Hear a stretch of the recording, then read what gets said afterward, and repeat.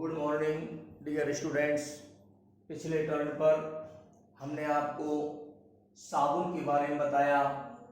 आज हम अपमार्जक के बारे में पढ़ाएंगे। पहले साबुन का अपन संक्षिप्त में पुनः दोहरान कर लेते हैं। साबुन वे पदार्थ हैं जो मृदु जल में यानी मीठे पानी में घुलकर पर्याप्त मात्रा में झाग देते हैं, जिससे कपड़े की सफाई क्रिया होती है। साबुन रासायनिक दृष्टि से उच्च वसीय अम्लों के सोडियम या पोटेशियम लवण होते हैं। साबुन बनाने की क्रिया को साबुनीकरण कहते हैं। साबुनीकरण क्रिया का समीकरण आप सबको याद होना चाहिए। ये उच्च वसीय अम्ल का सूत्र CH2 single bond CH single bond CH2 single bond COOR single bond COOR, तीनों से ये COOR जोड़ना है और इसकी क्रिया सोडियम हाइड्रोक्साइड से यानी कास्टिक सोडे से। तो जब इनकी क्रिया होती है तो तीन अणु साबुन के प्राप्त होते हैं RCOONA।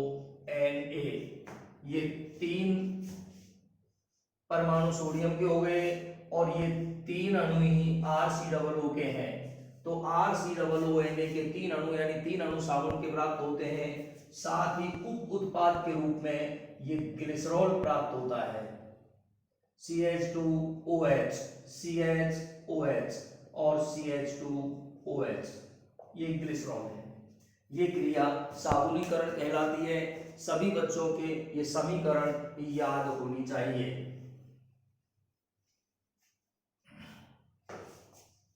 साबुन कठोर जल में झाग नहीं देते, कपड़े की सफाई नहीं करते, क्योंकि कठोर जल में जो कैल्शियम और मैग्नीशियम के आयन पाए जाते हैं, उनसे साबुन के अणु क्रिया करके अम्लीय लवण बनाकर नीचे अवक्षेप के रूप में बैठ जाते हैं, अतः सफाई क्रिया नहीं होती।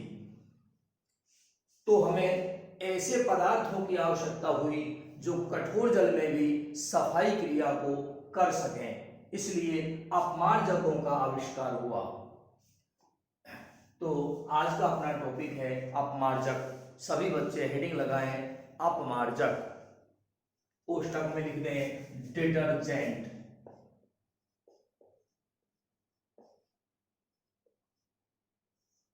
डिटर्जेंट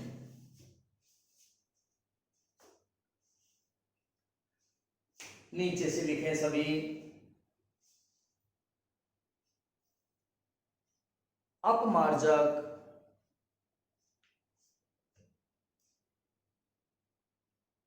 मृदु व कठोर दोनों ही प्रकार के जल में विलेय होकर पर्याप्त मात्रा में झाग बनाते हैं, जिससे सफाई क्रिया होती है।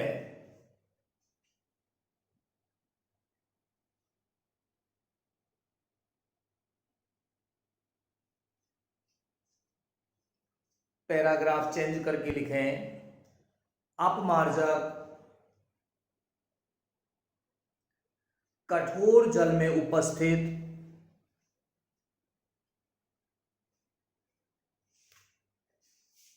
कैल्शियम व मैग्नीशियम आयनों के साथ क्रिया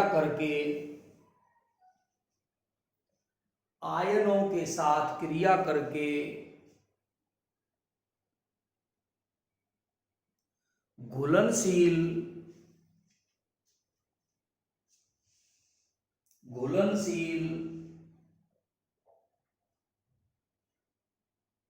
सल्फोनेट लवण बनाते हैं।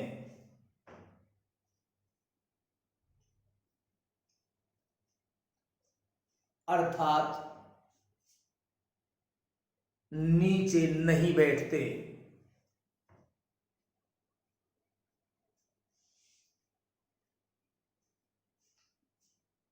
और सफाई क्रिया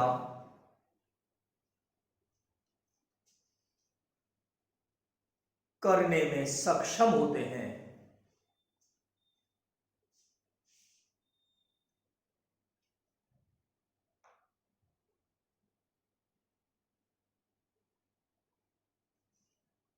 पैराग्राफ चेंज करके लिखें, रासायनिक दृष्टि से अपमार्जक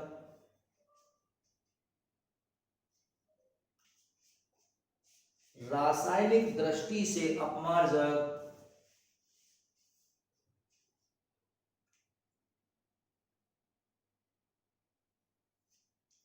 sodium alkyl sulphate, sodium alkyl sulphate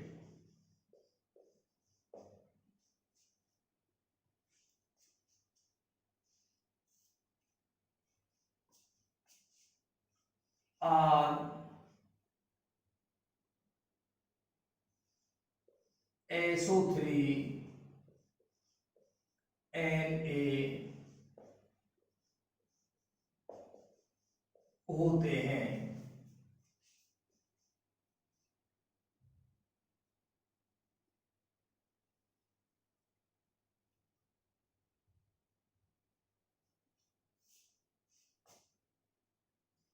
इनके बाद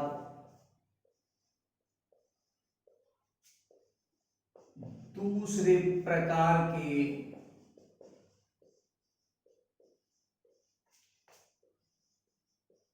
अपमार्जक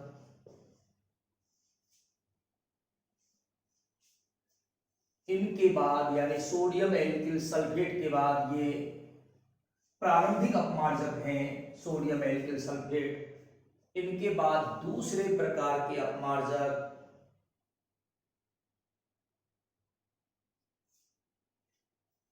सोडियम एल्किल बेंजीन सल्फोनेट बनाए गए। Sodium alkyl benzene sulphonate R C6H5SO3Na बनाए गए।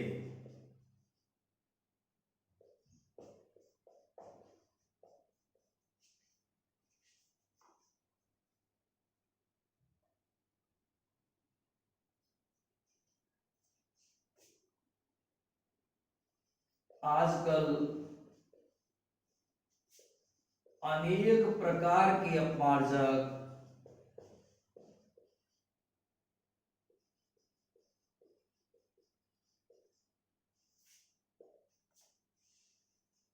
उपलब्ध हैं।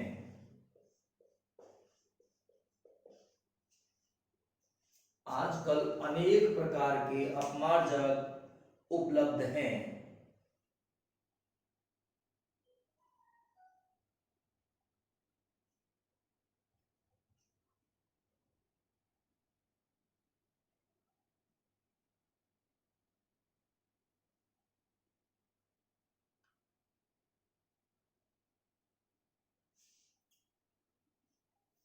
पैराग्राफ चेंज करके लिखें, अपमार्जकों की क्षमता बढ़ाने के लिए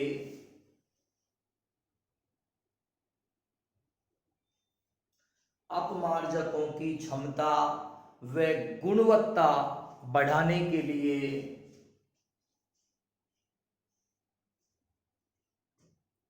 अपमार्जकों की क्षमता व गुणवत्ता बढ़ाने के लिए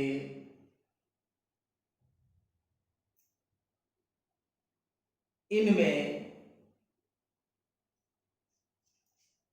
एक कार्बनिक फास्फेट लवण एक कार्बनिक फास्फेट लवण, comma sodium peroxyborate, sodium परऑक्सी borate,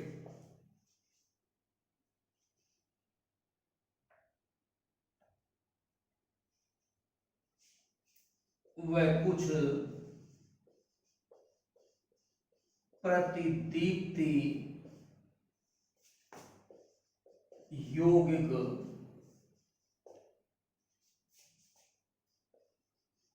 मिला दिए जाते हैं।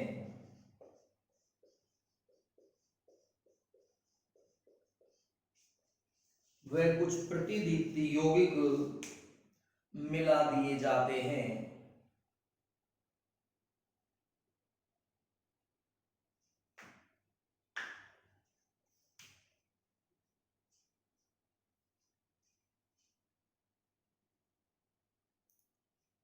पैराग्राफ चेंज करके लिखें।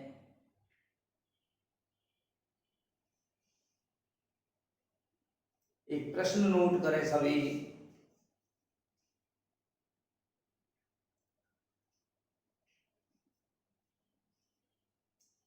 साबुन व अपमार्जक की संरचना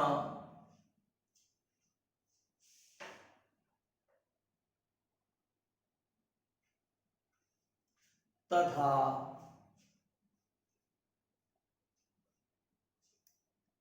इनकी क्रियाविधि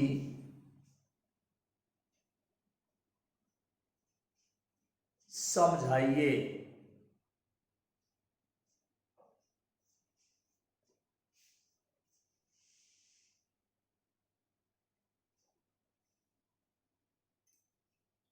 उत्तर लिखें। साबुन व अपमार्जक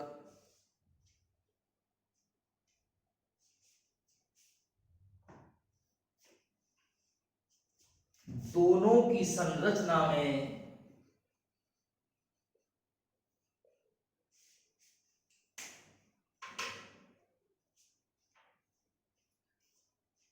दो भाग होते हैं।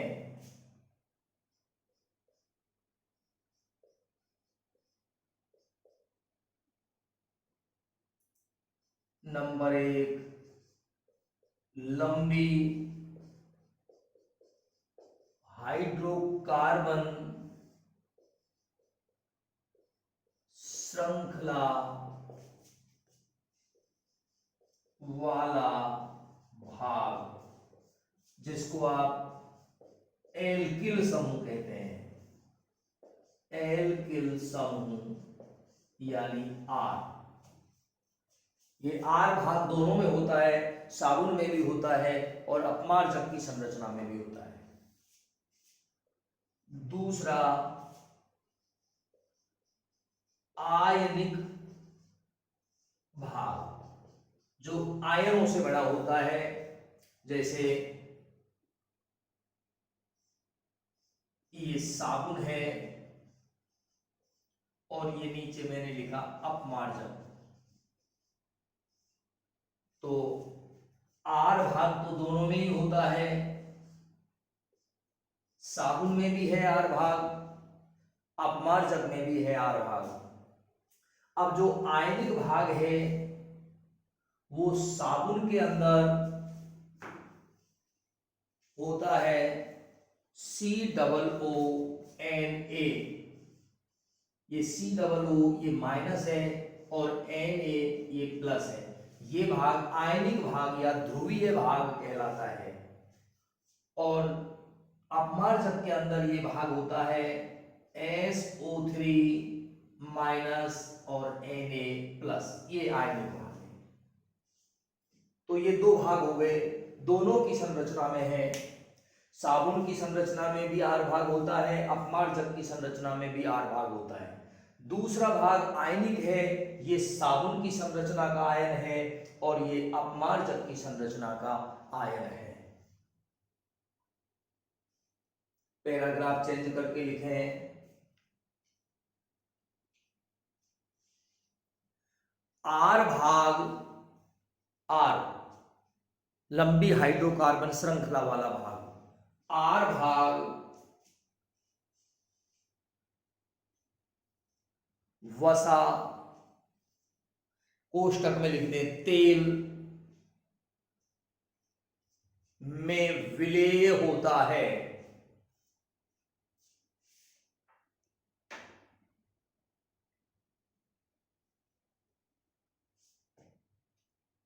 यह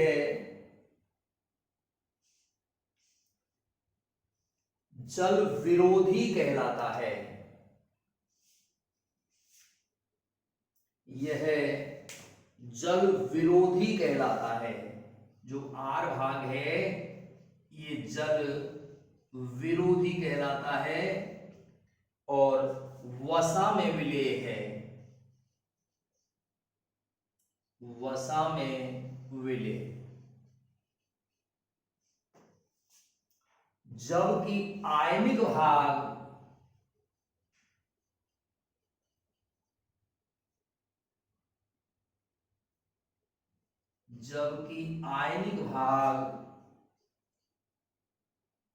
जल में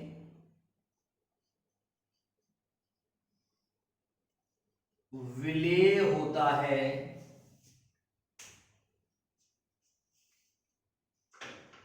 जल में विलेय होता है। यह जल स्नेही, यह जल स्नेही कहलाता है।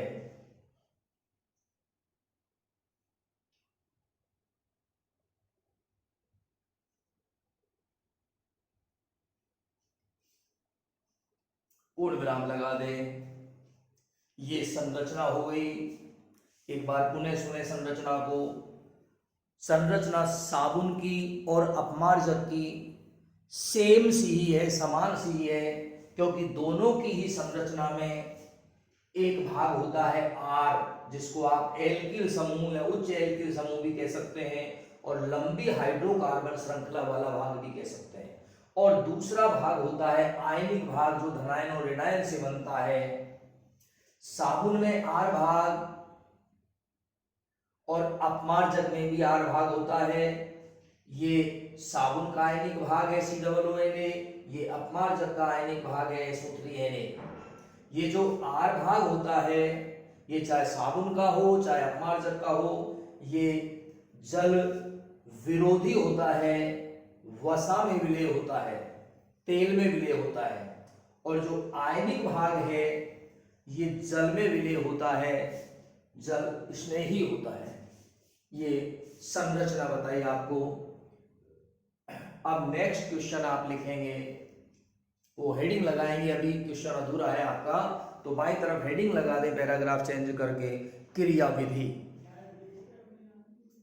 क्रियाविधि डैश लगाएं।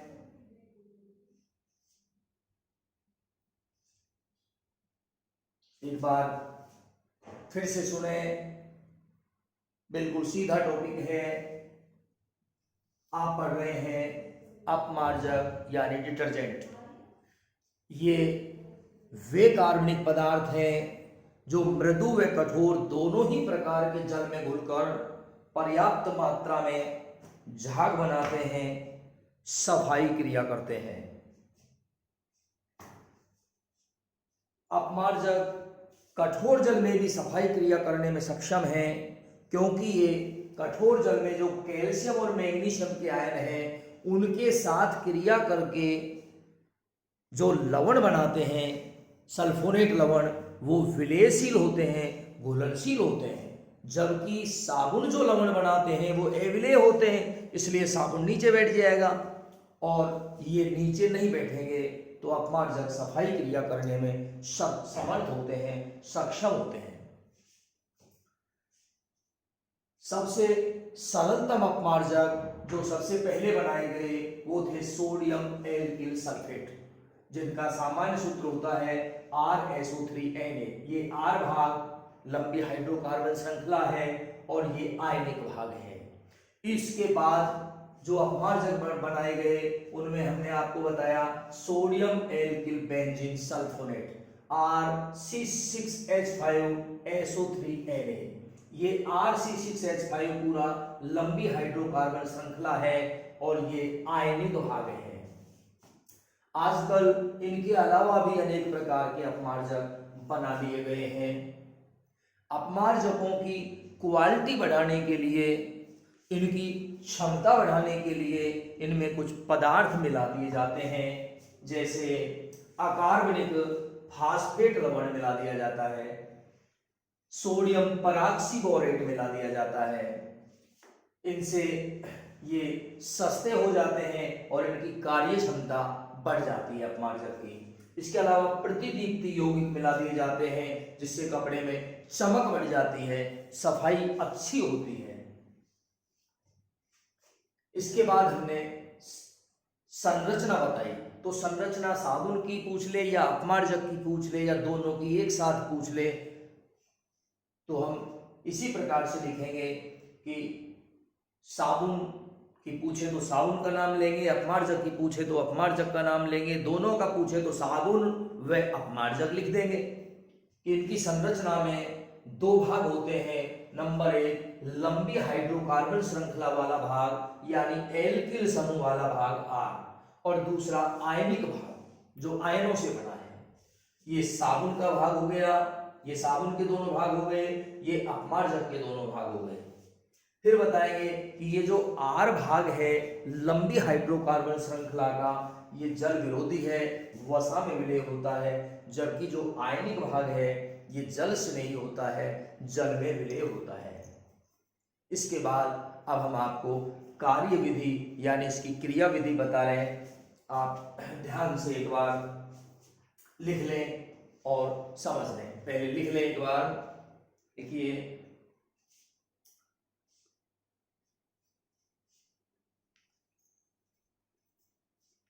कपड़े पर प्राय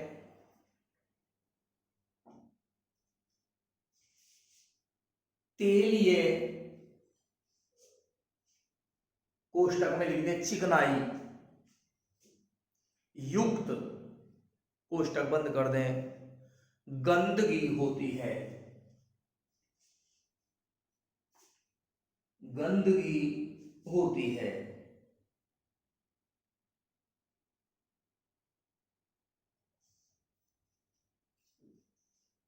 पूर्ण विराम। जब कपड़े को भिगोकर उस पर साबुन रगड़ते हैं या अपमार्जक रगड़ते हैं, साबुन की पूछे तो साबुन लिख देंगे, अपमार्जक की पूछे तो अपमार्जक लिख देंगे, दोनों के लिए कहे तो दोनों लिख देंगे। साबुन रगड़ते हैं या अपमार्जक रगड़ते हैं या दोनों में से कोई सा भी रगड़ते हैं, तो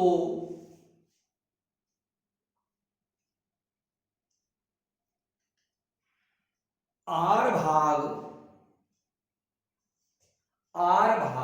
कोष्टक में लिख दें लंबी हाइड्रोकार्बन श्रृंखला,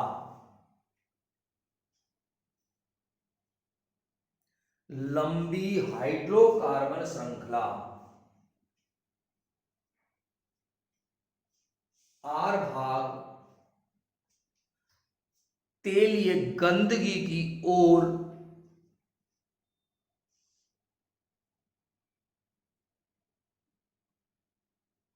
अर्थात अंदर की ओर होता है,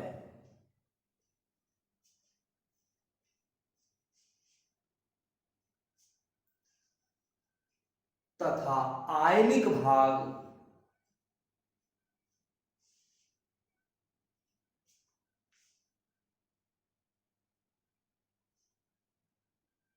बाहर की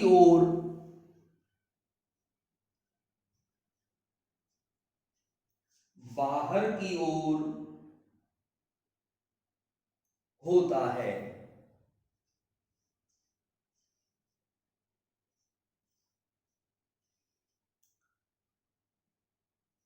इस प्रकार की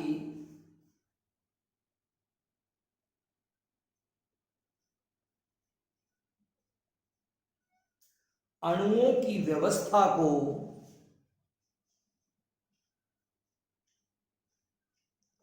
मिसेल कहते हैं।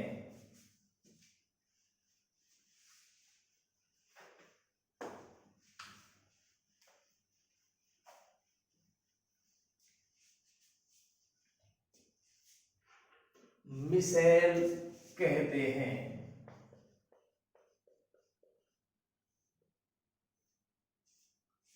पूर्ण विराम। मिसेल के रूप में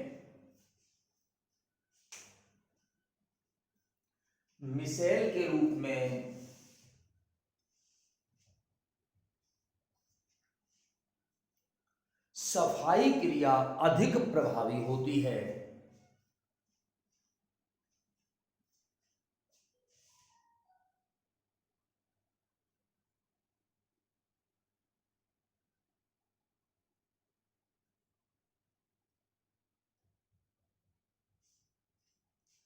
देखिए, जैसे ये है तेलीय गंदगी,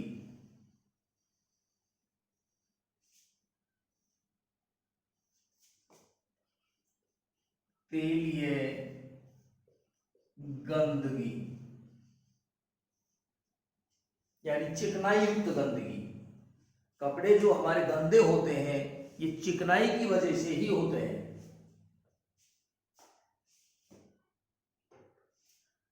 अब इस तेलीय गंदगी की तरफ ये हाइड्रोकार्बन श्रृंखला वाला भाग होता है।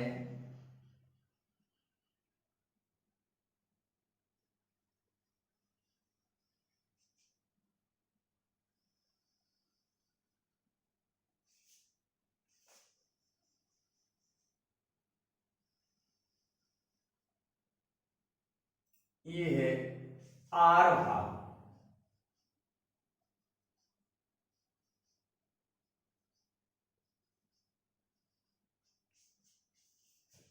और जो बाहर की तरफ का भाग है ये आयनिक भाग है, आयनों से बना हुआ भाग है।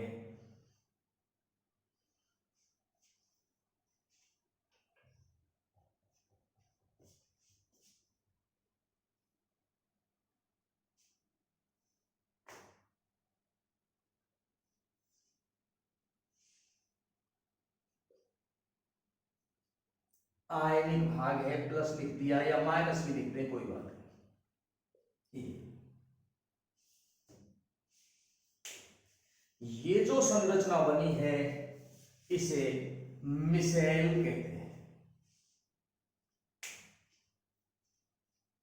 अलग से प्रश्न पूछा जा सकता है मिसेल क्या है। तो मिसेल एक प्रकार की संरचना है जिसके अंदर अपमार्जक के अणु अपने आप को एक विशेष संरचना में व्यवस्थित कर लेते हैं। जो आर सिरा होता है वो तेलीय गंदगी की तरफ यानी अंदर की ओर व्यवस्थित हो जाता है, और जो आयनिक भाग होता है प्लस माइनस का वो बाहर की तरफ यानी जल अणुओं की तरफ व्यवस्थित हो जाता है। तो ये मिसेली संरचना का डायग्राम है, चित्र है, एक बार बना ले सभी।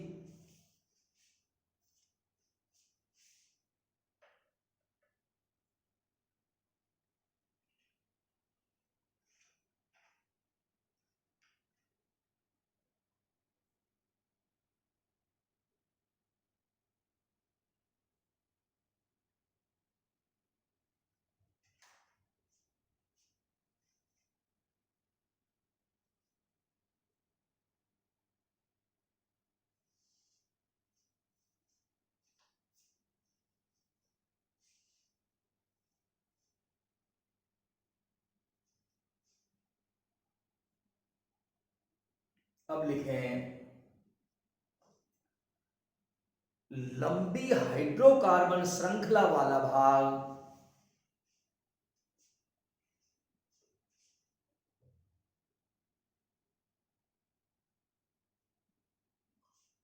तेलीय गंदगी को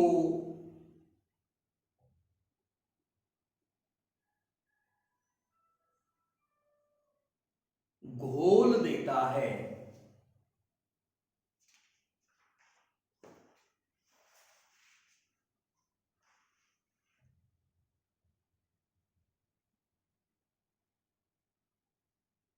तेलीय गंदगी को घोल देता है।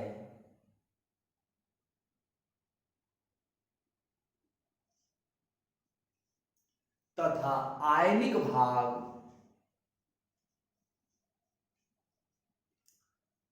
जल में घुलकर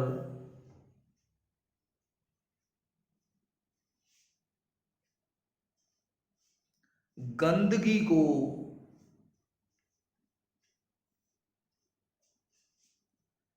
जल में खींच लेता है।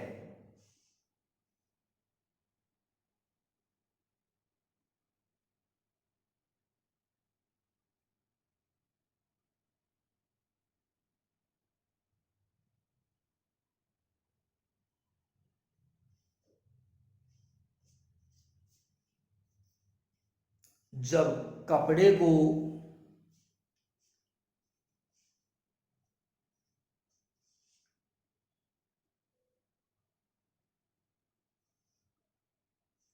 खंगाल कर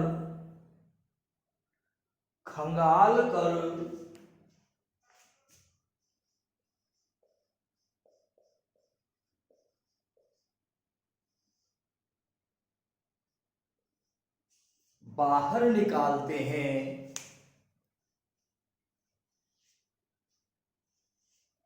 तो गंदगी पानी में ही छूट जाती है।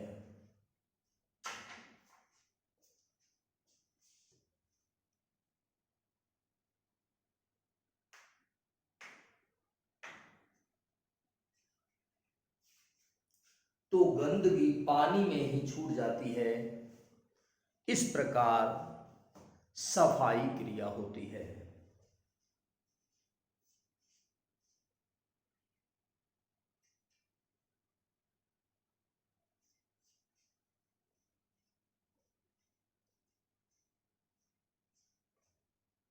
नेक्स्ट क्वेश्चन नोट करें सभी। ये पूरा हो गया, क्रिया विधि पूरी हो गई। अगला प्रश्न नोट करें।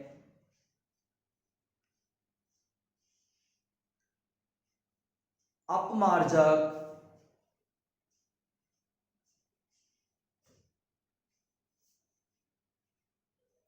साबुन से किस प्रकार श्रेष्ठ हैं?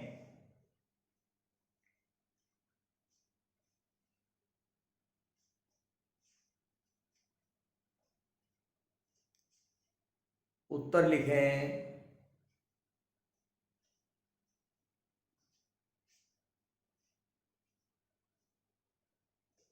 साबुन केवल मृदु जल में झाग देते हैं,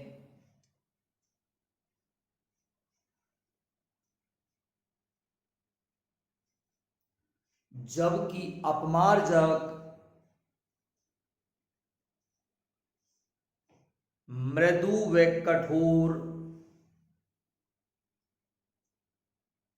दोनों ही प्रकार के जल में झाग बनाते हैं।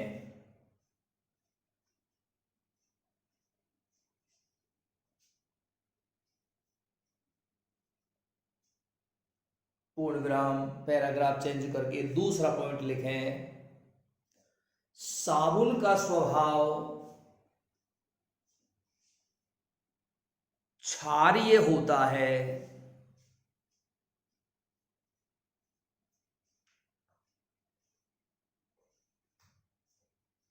जिससे कपड़े व त्वचा को नुकसान हो सकता है।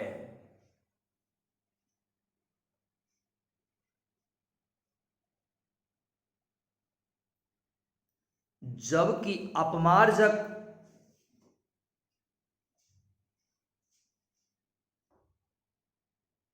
उदासीन प्रकृति के होते हैं।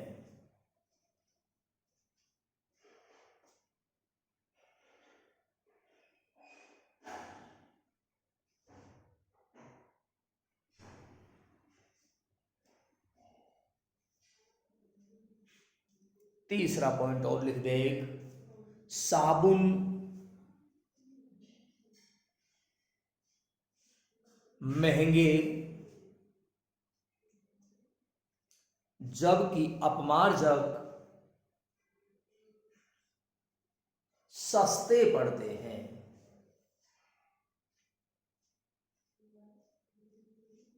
पूर्ण विराम।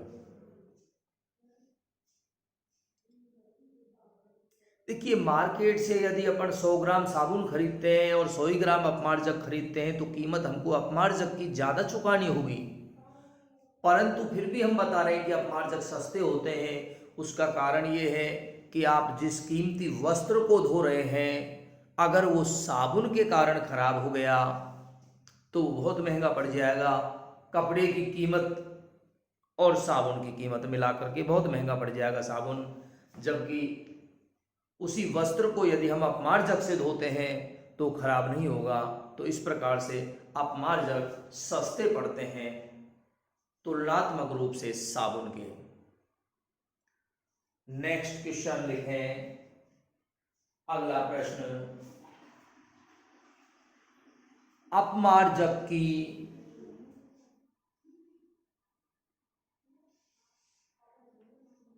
समस्या या कमी बताइए।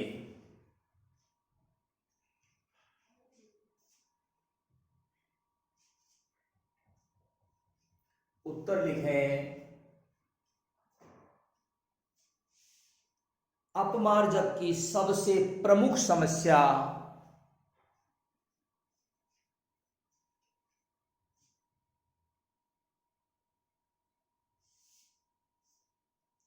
जल प्रदूषण है। जल प्रदूषण है।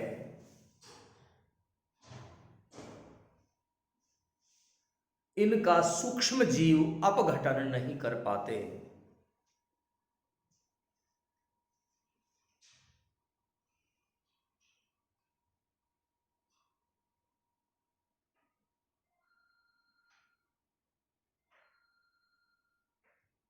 पूर्ण विराम। पैराग्राफ चेंज करके लिखें, इस समस्या के निराकरण के लिए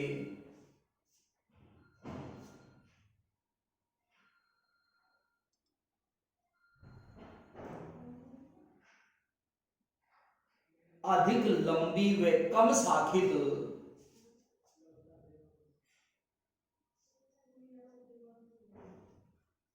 अधिक लंबी व कम शाखित हाइड्रोकार्बन श्रृंखला वाले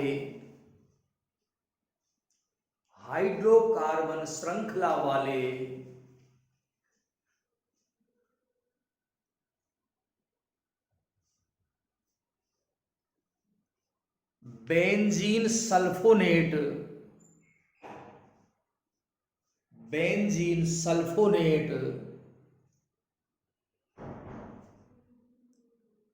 अपमार्जकों का उपयोग किया जाता है। अपमार्जकों का उपयोग किया जाता है।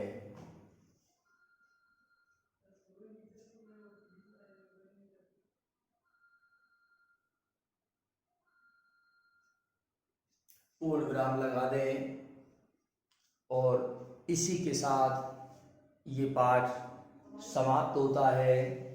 एक बार संक्षिप्त इस अध्याय का मैं रिवीजन करवा रहा हूं।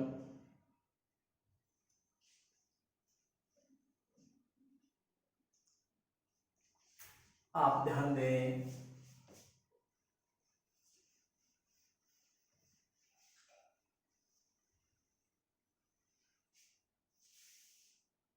इस अध्याय में हमने आपको बताया अम्ल क्षार संकल्पना। अम्ल क्षार संकल्पना, आर्हेनियस की अम्ल क्षार संकल्पना आपको बताई। इसके अनुसार अम्ल और क्षार क्या है ये आपको बताया था। कि अम्ल वे हैं जो जल में विलीन होकर H प्लस आयन देते हैं, जबकि क्षार वो हैं जो जल में विलीन होकर हाइड्रोक्सिल आयन देते हैं।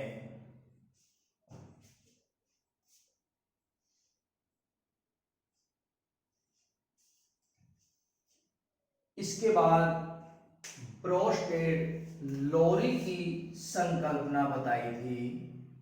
ब्रोस्टेड लोरी, तो ब्रोस्टेड लोरी के अनुसार H प्लस डोनेट करने वाले यानी प्रोटॉन दाता, प्रोटॉन दाता अम्ल कहलाते हैं, जबकि H प्लस एक्सेप्ट करने वाले यानी प्रोटॉन ग्राही, प्रोटॉन ग्राही क्षार कहलाते हैं। और तीसरी संकल्पना हमने आपको बताई लुईस संकल्पना। इस संकल्पना के अनुसार इलेक्ट्रॉन युग्मग्राही, इलेक्ट्रॉन युग्मग्राही अम्ल कहलाते हैं और इलेक्ट्रॉन युग्म दाता क्षार कहलाते हैं। इनके हमने आपको उदाहरण भी दिए थे, जैसे आर्हेनियस के अनुसार H प्लस देने वाले जल में अम्ल हैं और OH माइनस देने वाले क्षार हैं, जैसे HCl अगर हमने इसको पानी में घोल दिया तो H धनायन दिया इसने और Cl ऋणायन दिया, तो H धनायन दे दिया, इसलिए ये अम्ल हो गया। और NaOH को यदि हमने पानी में घोल दिया तो इसने Na धनायन और OH ऋण आयन दे दिया, तो इसने OH ऋण आयन दे दिया, इसलिए ये क्षार हो गया। जल में अगर H धनायन दे दे तो अम्ल और जल में OH ऋण आयन दे दे तो क्षार। अब प्रश्न ये उठता है कि कुछ पदार्थ ऐसे होते हैं जो जल में विलीन होकर ना H धनायन देते ना OH ऋण आयन देते, तो फिर वो अम्ल है या क्षार उनका कैसे पता चलेगा? तो इस समस्या के समाधान को किया ब्रोस्टेड लोरी ने। ब्रोस्टेड लोरी ने बताया कि भाई प्रोटॉन अगर कोई अणु या कोई पदार्थ प्रोटॉन का त्याग करता है, प्रोटॉन देता है, तो वो अम्ल होगा, और अगर वो प्रोटॉन लेता है तो क्षार होगा। जैसे उदाहरण के लिए NH3 प्लस H2O, तो इस क्रिया में बनता है NH4 प्लस और OH माइनस। तो ये H2O, इसको हम चाहें तो HOH भी लिख सकते हैं, H2O को HOH। तो आप देखिए इसमें ये H धनायन है और OH ऋणायन है, प्लस एक से माइनस एक खत्म हो रहा है, इसलिए हमने नहीं लिखा था। आप समझने के लिए इस तरीके से लिख भी सकते हैं। तो ये H प्लस OH माइनस ये जल है। अब ये OH माइनस यहाँ अकेला रह गया, इसका मतलब ये H प्लस इसने त्याग दिया, यानी प्रोटॉन त्याग दिया। किसने त्याग दिया? जल ने। चूंकि जल ने प्रोटॉन त्याग दिया, इसलिए जल क्या हो गया? अम्ल हो गया। प्रोटॉन त्यागने के कारण ये अम्ल हो गया। और ये जो प्रोटॉन इसने त्यागा, इस प्रोटॉन को NH3 ने ले लिया, यानी NH3 ने प्रोटॉन ग्रहण कर लिया, इसलिए क्षार हो गया। H प्लस जब इसने ग्रहण किया तो H3 की जगह H4 हो गया और ये प्लस आ गया, तो NH4 प्लस बन गया। तो यहां पर जल ने एक प्रोटॉन यानी हाइड्रोजन धनायन त्यागा है, इसलिए अम्ल है, और NH3 ने H धनायन यानी प्रोटॉन को ग्रहण किया है, इसलिए क्षार है। ध्यान रहे ये जो अम्ल है ये प्रोटॉन त्यागने के बाद जो बनाता है वो ये क्षार है, तो ये इस अम्ल का यानी जल का संयुग्मी क्षार है। ये OH माइनस HOH का संयुग्मी क्षार है, संयुग्मी क्षार, और ये जो है संयुग्मी अम्ल है। ये बात हमने आपको ब्रोस्टेड लोरी की संकल्पना में बताई। अब यहां पर भी प्रश्न उठता है कि कुछ पदार्थ ऐसे भी हो सकते हैं जो ना H धनायन दे, ना OH ऋणायन दे, ना प्रोटॉन दे, ना प्रोटॉन ले, तो फिर वो अम्ल है या क्षार, यानी जिनमें प्रोटॉन नहीं होता, अप्रोटिक पदार्थ जिनमें प्रोटॉन नहीं होता, वो अम्ल है या क्षार है। इसका पता लगाने के लिए फिर ये लुईस संकल्पना आई। इन्होंने बताया कि इलेक्ट्रॉन युग्म ग्रहण करने वाला अम्ल है और इलेक्ट्रॉन युग्म देने वाला क्षार है। अब देगा, इसका मतलब जिनके पास इलेक्ट्रॉन ज्यादा होगा वही तो देगा, और जिनके पास इलेक्ट्रॉन ज्यादा होते हैं वो ऋण आवेशित होते हैं। इसका मतलब सभी जो ऋणायन हैं वो क्षार हो गए, जितने भी ऋणायन हैं वो सब क्षार हो गए। ये और इलेक्ट्रॉन युग्म ग्राही, तो इलेक्ट्रॉन लेगा कौन? जिनके पास इलेक्ट्रॉन की कमी होगी। इलेक्ट्रॉन की कमी होगी इसका मतलब वो धनावेशित होंगे। तो जैसे ये Na+ है, K+ है, Mg+ है, तो ये सब यानी धन आयन जितने भी हैं वो सब अम्ल हो गए, क्योंकि इलेक्ट्रॉन ग्रहण करते हैं, कमी होती है इनके पास इलेक्ट्रॉनों की। और ऋणायन जितने भी हैं वो इलेक्ट्रॉन देते हैं अधिकता होने के कारण, इसलिए सब क्षार हो गए। अमोनिया है NH3, इसकी प्रकृति क्षारीय होती है NH3, क्योंकि इस पर एक इलेक्ट्रॉन युग्म अधिक रहता है, फालतू रहता है, साझे में प्रयुक्त नहीं होता है, तो ये इसको दे देता है किसी को भी, इसलिए इलेक्ट्रॉन युग्म दाता हो गया तो ये क्षार हो गया। तो ये अम्ल क्षार संकल्पना हमने आपको बताई। अब कल जब आप नेक्स्ट टर्न पर पढ़ेंगे तो सभी बच्चे अपनी किताब खोल करके और जरूर बैठें, मैं क्वेश्चन आंसर करवाऊंगा। धन्यवाद।